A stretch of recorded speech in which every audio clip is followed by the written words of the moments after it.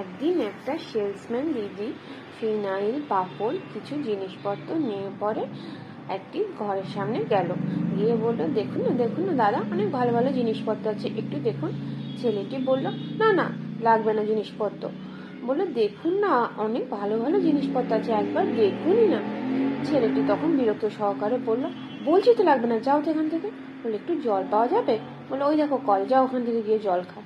তখন মেয়েটি গরমে জল খেতে লাগলো ওই কল থেকে।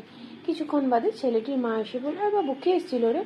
বলছে, ওই এসেছিল একটা সেলসম্যান। তারপরে মা বাইরে গিয়ে দেখে যে মেয়েটি ওইভাবে জল খাচ্ছে। মায়ের খুব মনে মায়া হলো। মা তখন গিয়ে বলল, বাবু এদিকে এসো, তোমার কি নাম? নিয়ে তখন ছেলেটি গিয়ে দেখলো যে মা মেয়েটিকে বসিয়ে ভাত খাওয়াচ্ছে। ছেলেটিকে দেখে মেয়েটি ভয়ে উঠতে যাচ্ছে। তখন ছেলেটি বলল, না না, আপনি খান, আসলে আমারই ভুলটা। তখন তার মা তাকে গ্লাসে করে জল খাইয়ে দিল।